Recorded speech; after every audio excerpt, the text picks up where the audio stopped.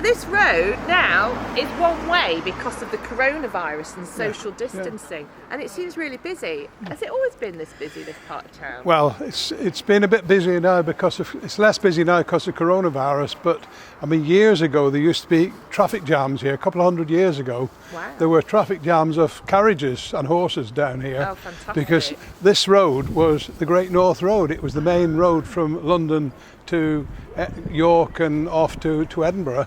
Ah, is that what that signpost It certainly is. Then? That's to tell the carriages, the people on their journey, on the long journey, tell them how far they've got to go. How they measured 140 and a half, I'm not quite sure. No, the half is very specific, very isn't specific, it? Yeah. Yes.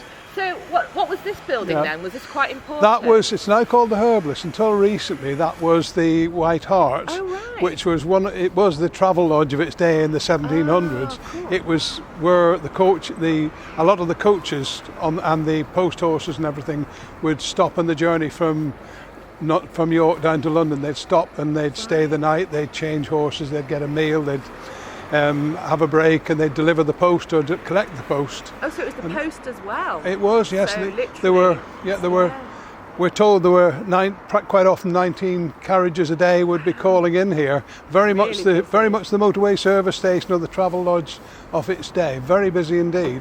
So any famous characters that might have stopped here, perhaps? Well, the story is Dick Turpin stayed here regularly or called in here and sat in the corner. Sat in the corner sort of looking at the rich people to see who he could attack later on down the road, looking for rich pickings. Fantastic. Whether that's true or not, of course, nobody knows. It's true.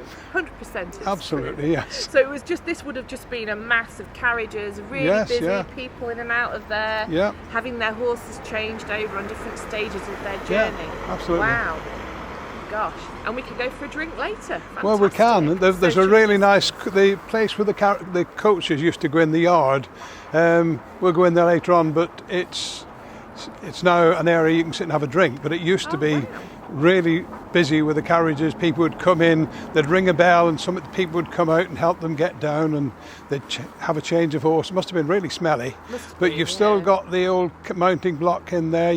One of the buildings, which I think is now a nail bar, has got the remains of the stables, wooden screens to separate the horses. It's really interesting, and it's all nicely all cobbled and everything.